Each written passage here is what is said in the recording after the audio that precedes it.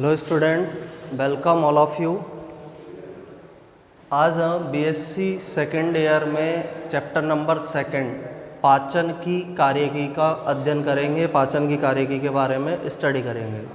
BSc second year में जो second part है जूलॉजी का, उसके अंदर ये सेकंड नंबर का चैप्टर है पाचन की कार्यकी। फिजियोलॉजी ऑफ डाइजेशन भी इसे बोला जाता है।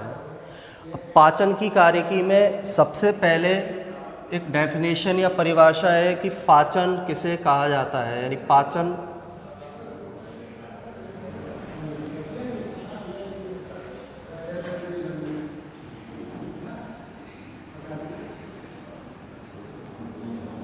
पाचन या डाइजेशन क्या होता है। हमने पढ़ा है कि जो फूड मटेरियल है उसके अंदर हम छोटी क्लासेस के अंदर पढ़ चुके हैं, कार्बोहाइड्रेट पाया जा रहा है, प्रोटीन पाया जा रहा है, लिपिड पाया जा रहे हैं। तो ये सारे जो अणु हैं भोजन के अंदर पाए जाने वाले जटिल और अघुलनशील अणु होते हैं। यानी भोजन में जो भोजन हम ग्रहण करते हैं उसमें जटिल और अघुलनशील अणु पाए जा रहे हैं। जैसे एग्जाम्पल कार्बोहाइड्रेट है, प्रोटीन है, लिपिड है। इन जटिल और अघुलनशील अणुओं को सरल और घुलनशील अणुओं में बदलने की जो क्रिया है उसे ही पाचन कहा जाता है। यानी सिंपल सी परिभाषा इसके ध्यान में रखनी है। भोजन के जटिल और अघुलनशील अणुओं को सरल और घुलनशील अणुओं में बदलने की क्रिया को पाचन या डाइजेशन कहते हैं। पाचन के अंदर जटिल अणु का एग्जाम्पल क्या है? जैसे कार्बोहाइड्रेट है। अब कोई भी कार्बोहाइड्रेट जो शरीर के अंदर भोजन के रूप में ग्रहण किया गया है, जैसे स्टार्च हो सकता है, माल्टोज हो सकता है, उसे उसके सरल रूप किसके अंदर बदला जाएगा? ग्लूकोज के अंदर। तो ये जटिल और अघुलनशील अणु है। माल्टोज शर्करा है, उनको किसके अंदर बदल दिया जाता है? सरल उसके अणु ग्लूकोज के अंदर चेंज कर दिया जाएगा। प्रोटीन जो भोजन में हमने ग्रहण किया है उस प्रोटीन को किसके अंदर बदल दिया जाता है? उसके सरल रूप अमीनो अम्ल के अंदर बदला जाता है। नेक्स्ट, जो वसा हमने ग्रहण की है भोजन के रूप में, उसे किसके अंदर चेंज कर दिया जाता है? बसीय अम्ल और ग्लिसरॉल के अंदर इसे चेंज कर दिया जाता है। बसीय अम्ल में चेंज कर देंगे और किस में चेंज कर देते हैं? ग्लिसरॉल के अंदर उसे चेंज कर देते हैं। तो सिंपल सी परिभाषा याद रखनी है पाचन की। भोजन के जटिल और अघुलनशील अणुओं को सरल और घुलनशील अणुओं में बदलने की क्रिया पाचन या डाइजेशन कहलाती है। इस प्रोसेस को हम पाचन या डाइजेशन कहते हैं। और पाचन की क्रिया में जिन तंत्र के द्वारा इस काम को संपन्न किया जाएगा, यानी पाचन की प्रोसेस को जिस तंत्र के द्वारा संपन्न किया जाता है उसे किस नाम से जाना जाता है? पाचन तंत्र के नाम से। यानी हमारे शरीर का ऐसा तंत्र जो पाचन की क्रिया को संपन्न कराता है उस तंत्र को पाचन तंत्र या डाइजेस्टिव सिस्टम कहते हैं। इसके बाद आगे हम इसके भाग पढ़ेंगे। नेक्स्ट जो है हमारा जो भोजन है, जो भोजन हम ग्रहण कर रहे हैं, उस भोजन के हमारे शरीर के अंदर कौन कौन से फंक्शन है, कौन कौन से कार्य हैं जो भोजन के द्वारा संपन्न कराए जाते हैं। सबसे पहला काम है यह भोजन शरीर को ऊर्जा प्रदान करता है। यानी पहला काम जो है भोजन का वो क्या है? शरीर की जो भी कोशिकाएं हैं उनके अंदर जो है ऊर्जा प्रदान करने का काम किसके द्वारा किया जाता है? भोजन के द्वारा किया जाता है। सेकंड, नई कोशिकाओं के निर्माण में सहायक है। नई कोशिकाओं के निर्माण में सहायक। अब ये हम सबको पता है, हमारे शरीर के अंदर अनेक कोशिकाएं हर डे मरती है, डेथ होती है कोशिकाओं की, और उसके बाद नई कोशिकाएं बनती है। तो जो नई कोशिकाएं हैं उनके निर्माण में भोजन जो हम ग्रहण कर रहे हैं वो सहायक होता है। तीसरा, जो भोजन है उसके द्वारा हमारे शरीर में प्रतिरक्षा में सहायता प्रदान की जाती है। यानी शरीर के अंदर प्रतिरक्षा होती है, जो भी बाहर से मॉलिक्यूल्स आ रहे हैं जो बाहर से जैसे कोई बैक्टीरिया आया, वायरस आया, उसको मारने की क्रिया में कौन सा तंत्र काम में आता है? प्रतिरक्षा तंत्र। और वो प्रतिरक्षा तंत्र के अंदर भोजन जो है वो उसको ऊर्जा प्रदान करेगा। जैसे WBC है, इनको ऊर्जा प्रदान करता है, ऊर्जा प्रदान करके वो वायरस को, बैक्टीरिया को डिस्ट्रॉय करता है। तो इस तरह से प्रतिरक्षा में सहायक है। यदि भोजन नहीं ग्रहण किया है किसी व्यक्ति ने तो उसके अंदर वो इम्यूनिटी प्रोवाइड नहीं होगी, उसके अंदर प्रतिरक्षा उत्पन्न नहीं होगी। तो 3 बेसिक काम है भोजन के। एक तो ये कोशिकाओं को ऊर्जा प्रदान करता है, दूसरा नई कोशिकाओं के निर्माण में सहायक है। जो पुरानी कोशिकाएं मर रही है उनको उनके द्वारा जो नई कोशिकाओं द्वारा उनको रिप्लेस किया जाएगा, तो नई कोशिकाओं के निर्माण में सहायक है। तीसरा, प्रतिरक्षा के अंदर या इम्यूनिटी के अंदर ये जो भोजन है ये सहायक होता है। तो ये हमने इम्पोर्टेंट पॉइंट पढ़े भोजन के बारे में कि क्या काम इसके द्वारा शरीर के अंदर किया जाता है। इसके बाद हम पाचन तंत्र का अध्ययन करेंगे। पहले कि पाचन तंत्र कौन कौन सी संरचनाओं से मिलकर बना हुआ है और पाचन तंत्र के अंदर कौन कौन से भाग होते हैं। उसके बाद पाचन तंत्र की कार्यकी पढ़नी है, यानी जो डाइजेशन की प्रोसेस है या फिजियोलॉजी जो है डाइजेशन की, वो किस तरह से संपन्न होती है। तो इसमें नेक्स्ट जो हमारा टॉपिक वो कौन सा वाला है? पाचन तंत्र के बारे में हमें स्टडी करना है कि पाचन तंत्र किन किन संरचनाओं से मिलकर बना होता है।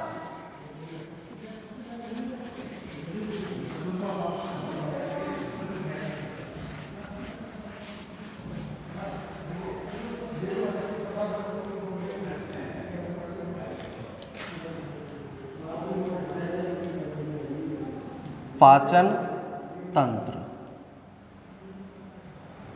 अब पाचन तंत्र के अंदर हमें ये ध्यान रखना है कि पाचन तंत्र का निर्माण 2 प्रमुख संरचनाओं से होता है। एक संरचना को बोला जाता है आहार नाल और दूसरी जो संरचना है उसे बोला जाता है सहायक ग्रंथियाँ। यानी पाचन तंत्र 2 प्रमुख भागों से बना हुआ है। इसके फर्स्ट पार्ट को बोला जाता है आहार नाल, एलिमेंट्री कैनाल भी इसको बोलते हैं। दूसरा इसका भाग होता है सहायक ग्रंथियाँ।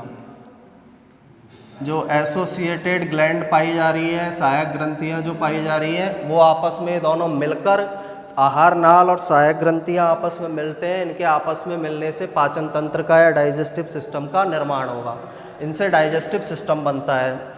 आहार नाल को हमें समझना है तो इसको एक डायग्राम के थ्रू हम समझ सकते हैं कि आहार नाल की स्ट्रक्चर किस तरह की है।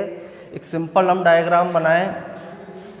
जैसे मुख वाला पार्ट है हमारा, मुख के नीचे वाला हिस्सा होता है ग्रसनी, ग्रसनी से नीचे वाला हिस्सा ग्रसिका, ग्रसिका के बाद एक जे शेप्ड का ऑर्गन पाया जाता है, जे आकृति का एक अंग मिलेगा, उस ऑर्गन को बोला जाता है आमाशय। आमाशय के बाद जो स्ट्रक्चर पाई जाती है उसे क्या बोला जाता है? छोटी आंत। ये जो संरचना हमने बनाई है ये कौन सी स्ट्रक्चर है? छोटी आंत या स्मॉल इंटेस्टाइन। छोटी आंत के बाद जो स्ट्रक्चर होगी उसे किस नाम से जाना जाता है? बड़ी आंत। ये बड़ी आंत वाला हिस्सा है, ये बड़ी आंत वाला पार्ट है। और बड़ी आंत में जो लास्ट भाग है मलाशय, और ओपनिंग जो इसकी क्लोजिंग जो होती है हमारी जो आहार नाल है उसकी, उसको क्या बोला जाता है? गुदा। तो सबसे पहला जो पार्ट इसके अंदर हमको दिखाई दे रहा है उस पार्ट का नाम क्या है? स्टार्टिंग से हम करते हैं स्टार्ट। सबसे फर्स्ट पार्ट तो है ये वाला हिस्सा मुख। ये वाला जो हमें स्पेस दिखाई दे रहा है इस स्पेस को बोला जाएगा मुख गुहिका।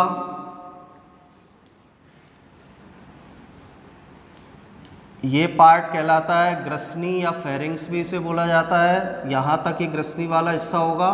इसके बाद यहाँ से यहाँ तक जो पार्ट पाया जा रहा है, हिस्सा पाया जा रहा है, उसे किस नाम से जाना जाता है? ग्रसिका के नाम से। मुख से स्टार्ट होगा ग्रसनी, मुख गुहिका, मुख गुहिका के बाद ग्रसनी आता है, ग्रसनी के बाद क्या आ जाता है? ग्रसिका पार्ट आएगा। तो मुख, मुख गुहिका, ग्रसनी और ग्रसिका। इसके बाद जो ये जे शेप्ड का ऑर्गन दिख रहा है, यहाँ से यहाँ तक का जो ऑर्गन दिखाई दे रहा है इसे बोला जाता है आमाशय।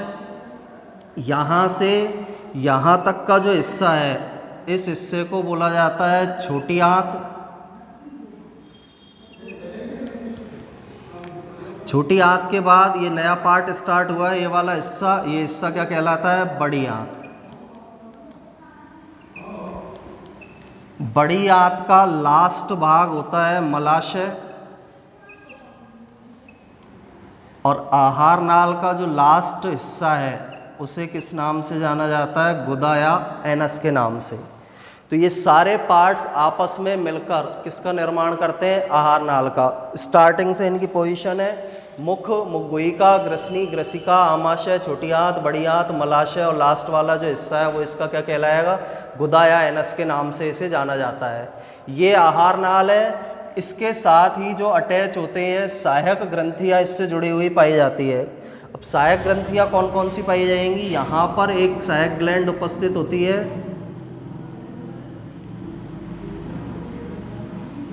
इसे बोला जाता है यकृत, या लीवर के नाम से इसे जाना जाता है।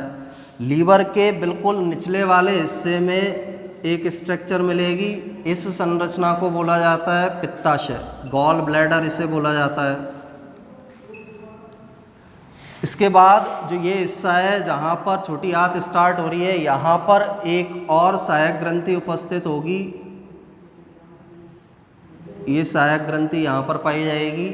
इस सहायक ग्रंथि को बोला जाता है अग्नाशय। और मुख वाले पार्ट के अंदर जो सहायक ग्रंथियाँ पाई जाती है उन सहायक ग्रंथियों को बोला जाता है लार ग्रंथियाँ। तो प्रमुख रूप से 3 प्रकार की सहायक ग्रंथियाँ हमारे पाचन तंत्र के अंदर पाई जाती है। पहली सहायक ग्रंथि लार ग्रंथि, दूसरी सहायक ग्रंथि यकृत, और तीसरी सहायक ग्रंथि कौन सी होती है? अग्नाशय। ये 3 सहायक ग्रंथियाँ हैं। यकृत से ही जुड़ी हुई एक स्ट्रक्चर पाई जा रही है जिसे किस नाम से जाना जाता है? पित्ताशय के नाम से। तो सहायक ग्रंथियाँ हैं, फर्स्ट लार ग्रंथियाँ, दूसरी यकृत, और तीसरी को किस नाम से जाना जाता है? अग्नाशय के नाम से। और ये सभी संरचनाएं आपस में मिलकर किसका निर्माण कर देती है? पाचन तंत्र का। अब बेसिकली हम इसको समझना चाहें आहार नाल को, कि आहार नाल एक्चुअल में है क्या? आहार नाल एक लंबी नलिका के समान संरचना है। जैसे एक हमने नलिका बनाई, ये लंबी नलिका जो है, ये लंबी नलिका ही क्या है? आहार नाल है। इसके अलग अलग हिस्से अलग अलग कार्य को करने के लिए क्या हो गए? मॉडिफाइड हो गए, या उनके अंदर क्या हुआ है? रूपांतरण हुआ है, मॉडिफिकेशन उनके अंदर हुआ है। इसकी जो ओपनिंग है, आहार नाल स्टार्ट जिस भाग से होती है, मुख से आहार नाल स्टार्ट होगी और गुदा वाले भाग में आहार नाल समाप्त हो जाती है। यानी आहार नाल की स्टार्टिंग मुख भाग से होती है और गुदा वाले भाग में ये जो पार्ट आहार नाल है वो समाप्त हो जाती है, उसका एंड हो जाता है। अब इसी आहार नाल में कुछ सहायक ग्रंथियां पाई जा रही है जो अपने स्त्रवण को स्त्रावित करेगी। जैसे यहाँ पर पाई जा रही है, मुख वाला जो हिस्सा है उस हिस्से में कौन सी ग्लैंड पाई जा रही है? लार ग्रंथियाँ। ये सहायक ग्रंथि इसके अंदर उपस्थित है। इसके बाद नीचे जाएंगे हम तो एक सहायक ग्रंथि पाई जा रही है, उसे किस नाम से जाना जाता है? यकृत के नाम से। यकृत के बाद एक सहायक पाचन ग्रंथि पाई जा रही है जिसे किस नाम से जाना जाता है? अग्नाशय के नाम से उसे जाना जाता है। तो एक लंबी नली है, उस नली के अंदर भोजन को पाचन कराना है, इसलिए कुछ सहायक ग्रंथियाँ अपने स्त्राव इस नली के अंदर रिलीज करती है, अपने स्त्राव इस नली के अंदर डालती है और इन सबके मिलने से किसका फॉर्मेशन हो जाता है? पाचन तंत्र का निर्माण होगा। तो सिंपल सा ध्यान ये रखना है, आहार नाल से और सहायक ग्रंथियों से मिलकर किसका निर्माण हो रहा है? पूरे पाचन तंत्र का। इसके बाद जो आहार नाल वाला हिस्सा हमें दिखाई दे रहा है, स्टार्टिंग पॉइंट इसका बताया, मुख यहाँ से स्टार्ट हुई, विभिन्न भाग रूपांतरित हो गए, अलग अलग कार्य को करने के लिए उनके अंदर रूपांतरण हुआ और लास्ट में जाकर ये किस भाग पे समाप्त हो जाती है? गुदा वाले भाग पर समाप्त हो जाएगी। गुदा वाले भाग पर इसकी एंडिंग हो जाती है, यहाँ पर समाप्त होगी। पूरी आहार नाल की यदि हिस्टोलॉजी की बात की जाए या हम बोलें कि आहार नाल जो है उसकी औतिकी किस प्रकार की होती है, तो औतिकी जो शब्द है इसको ही हम बोल सकते हैं हिस्टोलॉजी ऑफ गट। गट शब्द का मीनिंग याद रखना है। आहार नाल को ही क्या बोला जाता है? गट के नाम से भी जाना जाता है, एलिमेंट्री कैनाल भी इसको बोलेंगे। तो औतिकी शब्द का मतलब है कि जो आहार नाल जो हमें ये दिखाई दे रही है एक नली के रूप में, या फिर इसकी बात करें ये दिखाई दे रही है, तो इसके अंदर किस प्रकार के टिश्यू पाए जा रहे हैं या ऊतक पाए जा रहे हैं, उसे बोला जाता है औतिकी या हिस्टोलॉजी ऑफ गट के नाम से जाना जाता है। इनके अंदर आहार नाल के अंदर प्रमुख रूप से 4 स्तर उपस्थित होते हैं। सबसे पहला स्तर जो इसका होगा उस स्तर को बोला जाता है सिरोसा। दूसरा स्तर जो मिलेगा उसे कहते हैं पेशीय स्तर या मस्कुलरिस स्तर या लेयर। तीसरा स्तर जो मिलता है सब म्यूकोसा स्तर, और लास्ट जो स्तर मिलेगा उस स्तर को किस नाम से जाना जाता है? म्यूकोसा स्तर। अब ये पूरी आहार नाल की औतिकी के बारे में, यानी संपूर्ण जो आहार नाल है उसके अंदर 4 तरह के टिश्यूज या लेयर्स प्रेजेंट है, जिन्हें सिरोसा, पेशीय स्तर, सब म्यूकोसा स्तर और म्यूकोसा स्तर के नाम से जाना जाता है। इसको डायग्राम से यदि हम दर्शाएं कि सिरोसा स्तर किस तरह से दिखाई देगा, मस्कुलरिस किस तरह से, कि औतिकी में 4 लेयर या 4 स्तर, यानी पूरी जो एलिमेंट्री कैनाल हमको दिख रही है इसके अंदर किस किस प्रकार के स्तर पाए जाते हैं उन्हें हम औतिकी कहते हैं। अब 4 लेयर किस तरह से पाई जाएगी इसके अंदर? सबसे बाहर वाली जो लेयर पाई जा रही है, ये लेयर हमने बनाई है आहार नाल की टीएस जब हमने काटी, तो सबसे बाहर वाली जो लेयर है इस लेयर को या परत को क्या बोला जाता है? सिरोसा। यानी जो आहार नाल है इस तरह की नली है, इसकी जब हमने टीएस काटी, इस तरह से इसको काटा है, तो इसमें जो टीएस में जो भाग हमें दिखाई देंगे उन भागों के बारे में हम पढ़ रहे हैं। पहला सिरोसा। दूसरा स्तर जो इसमें पाया जाएगा मस्कुलरिस या पेशीय स्तर, ये आहार नाल का सेकंड स्तर है। अभी हम आगे पढ़ेंगे। मस्कुलरिस में भी 2 स्तर होते हैं। एक तो होता है लंबवत जो पेशियाँ पाई जा रही है उनका होगा, एक गोलाकार पेशियों का होगा। तो ये दूसरा स्तर ये मस्कुलरिस का बना दिया हमने।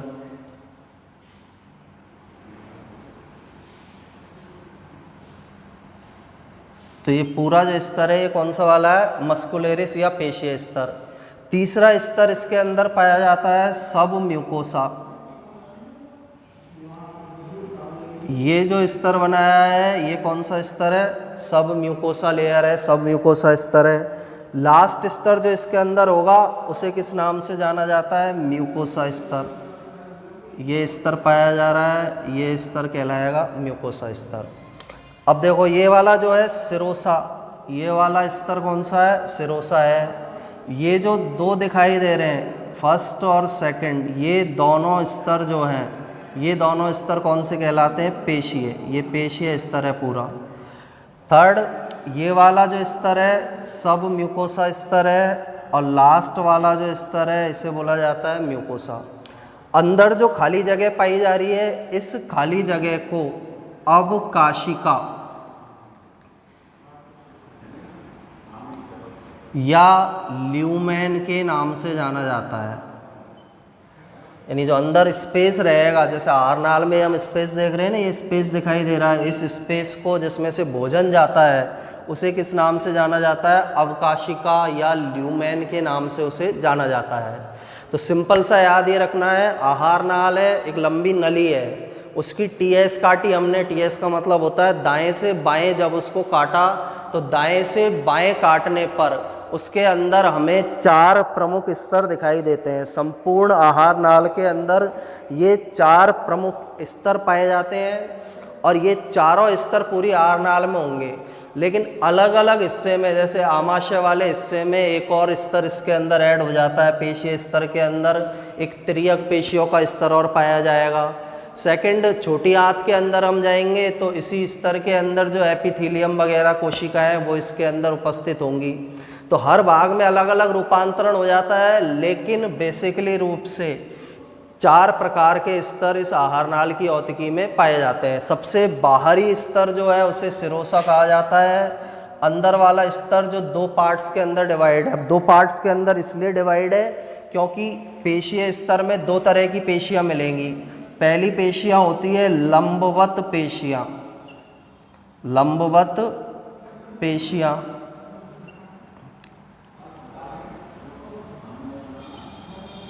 दूसरी पेशियां इसके अंदर मिलती है गोलाकार पेशियां, गोलाकार पेशी वाला स्तर। इसलिए यहाँ पर हमने दो स्तर बनाए हैं। बाहर वाला जो स्तर है, ये बाहर वाला जो दिखाई दे रहा है, ये स्तर किस पेशी से बना है? लंबवत लॉन्गिट्यूडिनल मसल्स से बना है। और ये वाला जो स्तर हमको दिखाई दे रहा है, ये स्तर कौन सी पेशियों से बना है? गोलाकार पेशियों से बना हुआ है। इसलिए दो स्तर पेशीय स्तर के मिलेंगे। सब म्यूकोसा स्तर, ये वाला जो स्तर दिखाई दे रहा है सब म्यूकोसा स्तर है। सब म्यूकोसा में भी हम आगे पढ़ेंगे जब इसकी डिटेल में स्टडी करेंगे कि इसके अंदर भी 3 स्तर है। यानी ये जो सब म्यूकोसा स्तर हमें दिखाई दे रहा है, इस स्तर के अंदर भी 3 स्तरों से मिलकर ये बना है। इसका जो पहला स्तर होगा सब म्यूकोसा का, सबसे अंदर की तरफ जो पाया जाता है वो स्तर होता है एपिथेलियम, एपिथेलियम। सब म्यूकोसा स्तर में सबसे अंदर जो मिलेगा एपिथेलियम। दूसरा स्तर होता है लैमिना प्रोप्रिया, लैमिना प्रोप्रिया स्तर होगा। और तीसरा स्तर होगा म्यूकोसल पेशी स्तर, म्यूकोसल पेशी स्तर भी इसके अंदर पाया जाता है। इन तीनों स्तरों से कौन से वाले स्तर का निर्माण होता है? सब म्यूकोसा स्तर का निर्माण होगा। नेक्स्ट जो है लास्ट अंदर ही अंदर जो स्तर मिलेगा उस स्तर को बोला जाता है म्यूकोसा स्तर। अंदर वाले स्तर को म्यूकोसा स्तर के नाम से जाना जाता है। और बीच में जो खाली जगह होगी आहार नाल में, उस बीच की खाली जगह को ल्यूमेन या अवकाशिका कहते हैं। ये जो खाली जगह हमें दिखाई दे रही है इसको ल्यूमेन या अवकाशिका बोलेंगे। ये चारों स्तर जो दिख रहे हैं वो इसके पार्ट्स हैं। ये जो परत हमें दिखाई दे रही है इसके हिस्से होते हैं। ये जो परत है 4 हिस्सों के अंदर, इन 4 हिस्सों में ये डिवाइड होगी। तो ये संपूर्ण आहार नाल की औतिकी या हिस्टोलॉजी है। 4 प्रकार की परतें इसके अंदर उपस्थित होंगी। अब सिरोसा स्तर जो है, सिरोसा में सिंपल सा ये याद रखना है कि ये कनेक्टिव टिश्यू से बना हुआ है। जो सिरोसा लेयर या सिरोसा स्तर है, इसका निर्माण कौन से ऊतक से होता है? कनेक्टिव टिश्यू से या संयोजी ऊतक से। फर्स्ट वाली जो लेयर हमको दिखाई दे रही है बाहर, सिरोसा, सिरोसा का निर्माण कौन से प्रकार के ऊतक से होगा? संयोजी ऊतक से। जो कनेक्टिव टिश्यू पाए जाते हैं उनसे सिरोसा लेयर का निर्माण होगा। पेशीय स्तर में मैंने बताया अभी आप लोगों को, पेशीय स्तर जो है इसके अंदर 2 प्रकार की पेशियां पाई जाती है। पहली लंबवत और दूसरी गोलाकार। एक लंबवत पेशियां होंगी, लॉन्गिट्यूडिनल पेशियां होती हैं।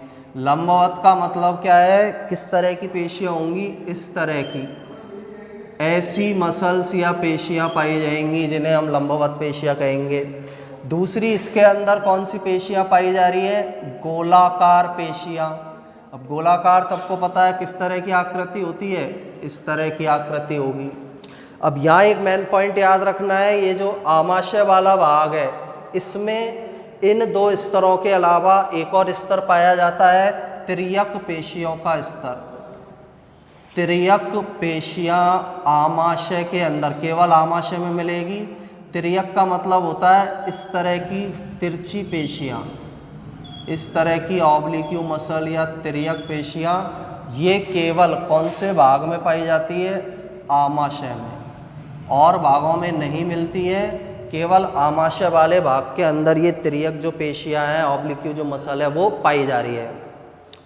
इसके बाद सब म्यूकोसा स्तर 3 पार्ट्स के अंदर हमने डिवाइड किया, एपिथेलियम में, लैमिना प्रोप्रिया में, म्यूकोसल पेशी स्तर में।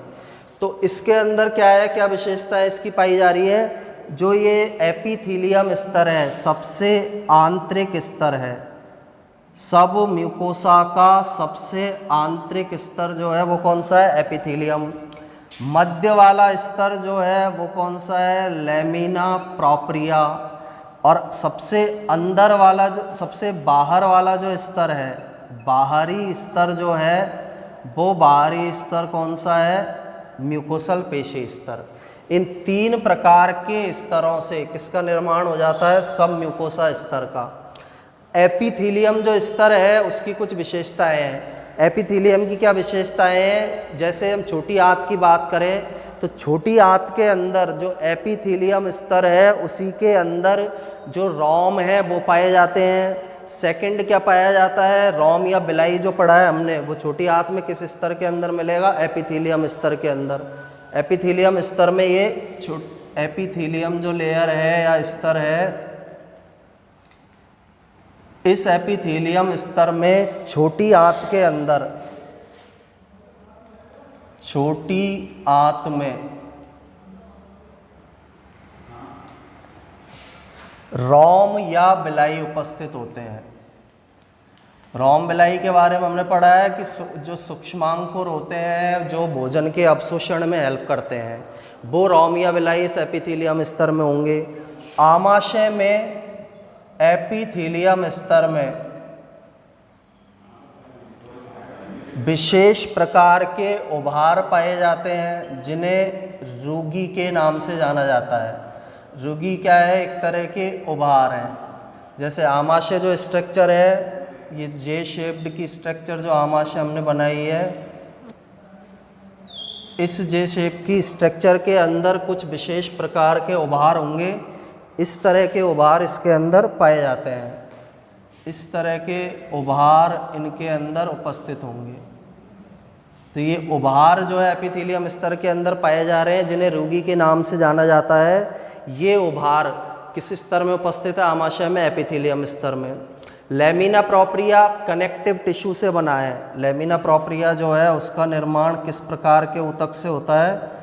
संयोजी ऊतक से।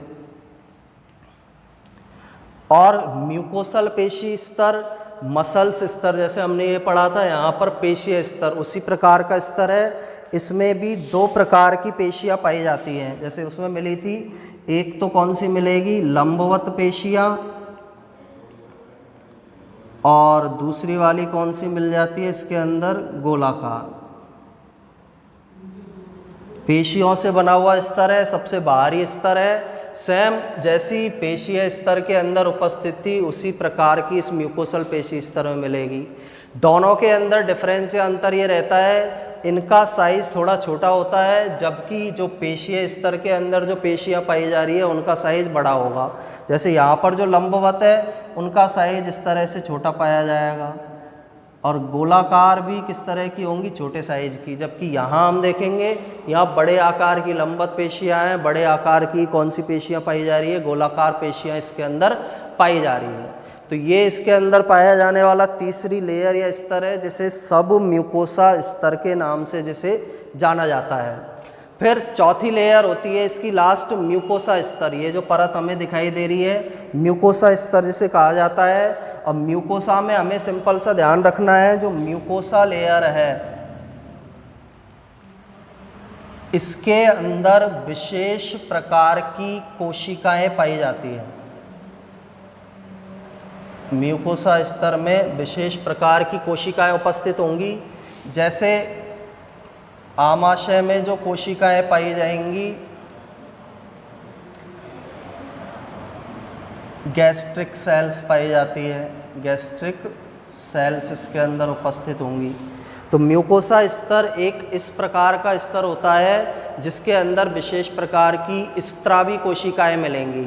म्यूकोसा में कुछ कोशिकाएं, जैसे आमाशय का एग्जाम्पल लिया, उसके अंदर गैस्ट्रिक सेल्स पाई जाती है। तो ये 4 प्रकार के स्तरों से आहार नाल का निर्माण होगा, या इसे ही हम हिस्टोलॉजी ऑफ गट कहते हैं, आहार नाल की औतकी कहते हैं।